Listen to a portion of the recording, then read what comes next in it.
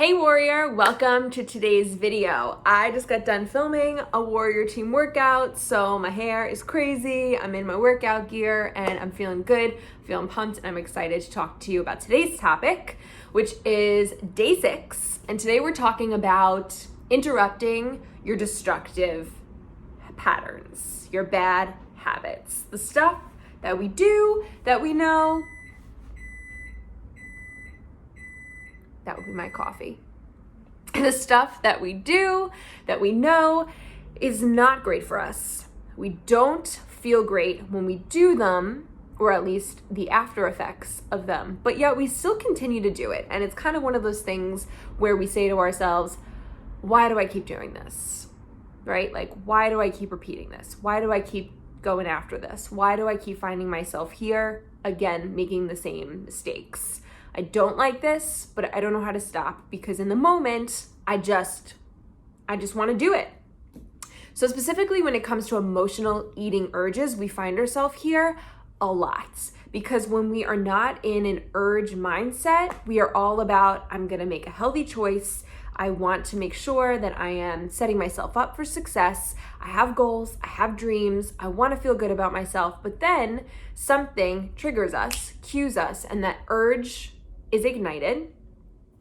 And then we sort of find ourselves like in a totally different mindset, thinking about totally different things, wanting what we want, when we want it, in the moment, not really caring about the after effects, not caring about the responsibilities, not caring about the promises that we made to ourselves, not caring about the commitments that we made to ourselves and other people. And so then we do the habit, and we find ourselves at the end waking up and being like, why the F did I do that again? For me, nighttime eating, nighttime overeating, nighttime binge eating was one of my major destructive habits that I kept going back to, like an old boyfriend, that wasn't good for me. Most evenings, I would sit on my couch and I would immediately have the desire to eat something. Not like broccoli or carrots, but like ooey gooey, delicious, sweet, crunchy, salty snacks, junk food.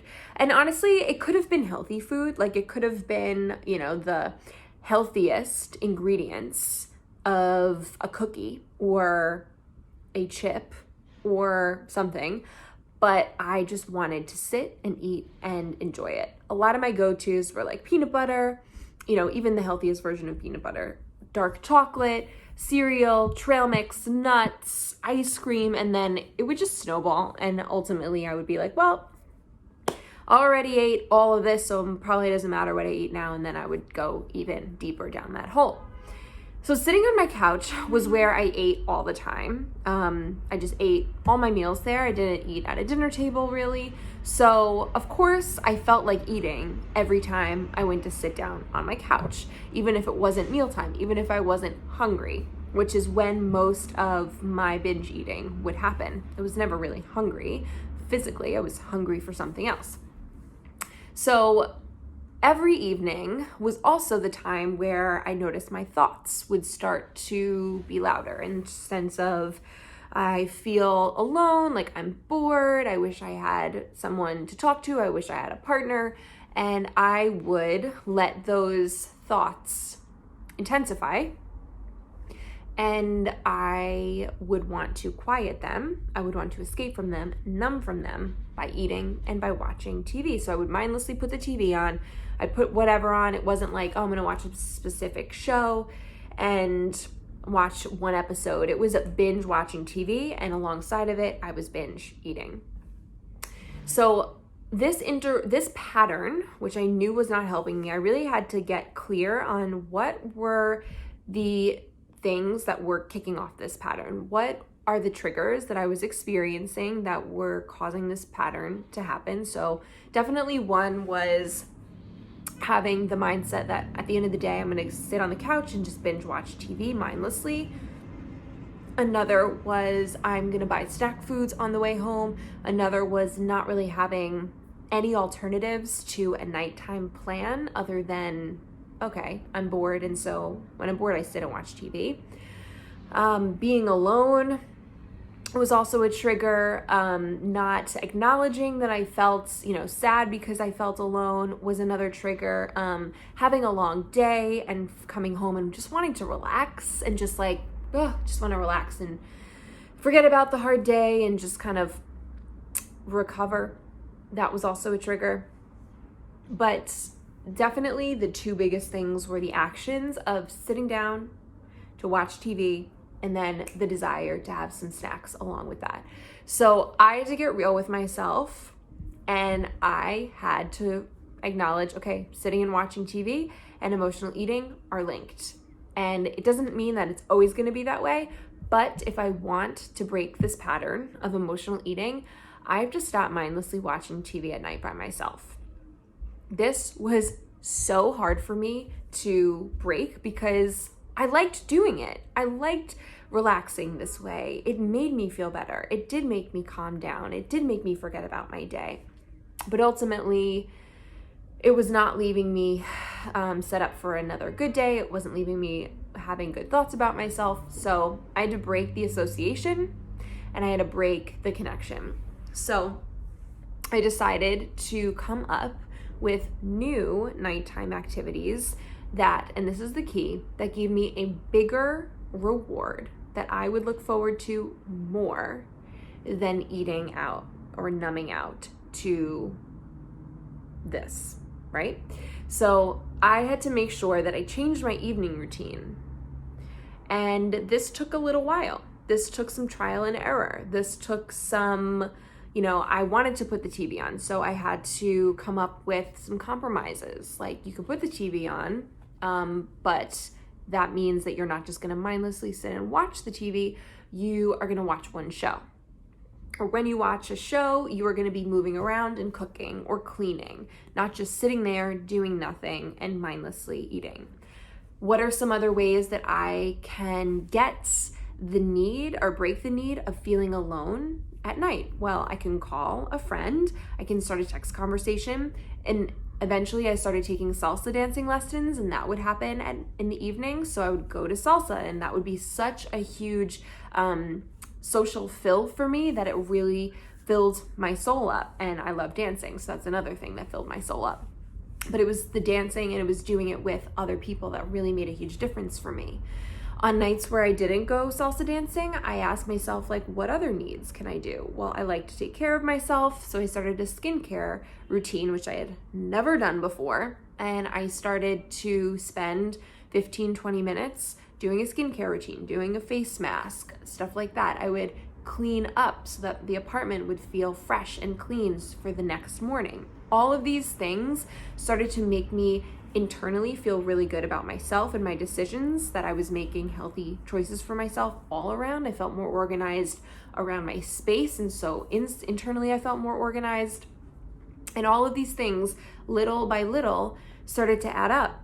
And a lot of nights I looked forward to doing these other things compared to the feeling that I got when I was just sitting, mindlessly watching TV and eating. Because ultimately, it was just a filler. It was just a distraction. It was just something that I was using because I didn't have anything else to do. So when I started to come up with ideas and do them, and I felt how they were making me feel, which was so much better about myself, so much more engaged with life, excited about the day.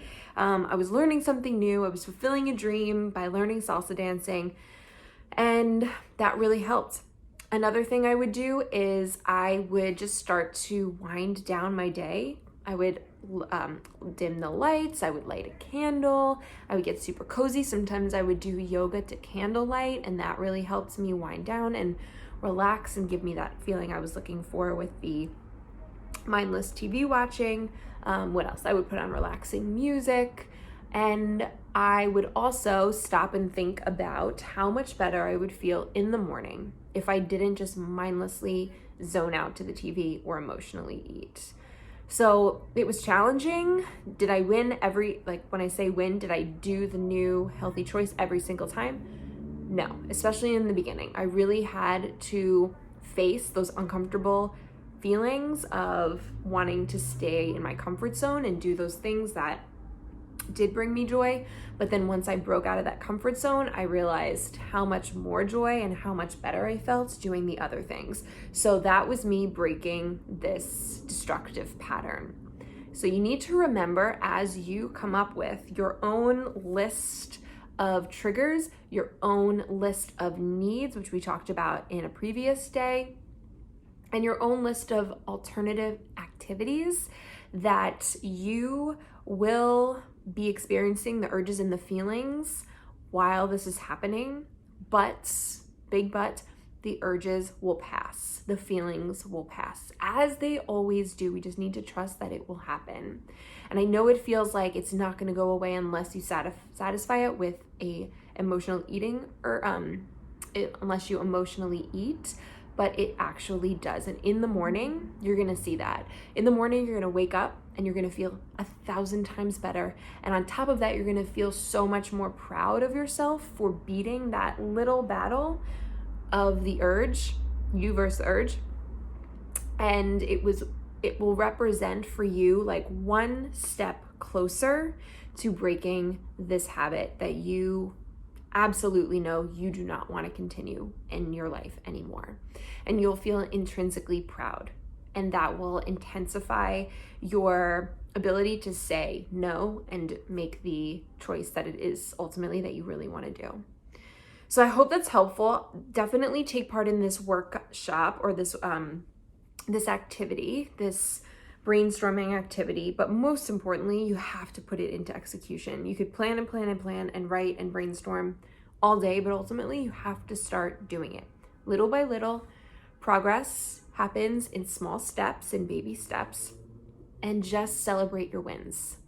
Tomorrow, we're going to talk about our beliefs, believing that this problem is solvable, another foundational crux to making any transformation stick.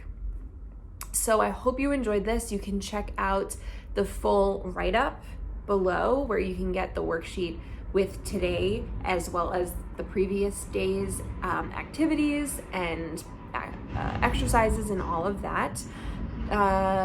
What else? If you haven't downloaded the overeating guide to nighttime overeating, the link is below. Go do that. Give this video a thumbs up if you liked it, and subscribe to my channel if you want to see more of this.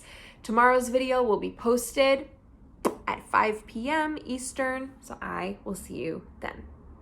Bye, warrior.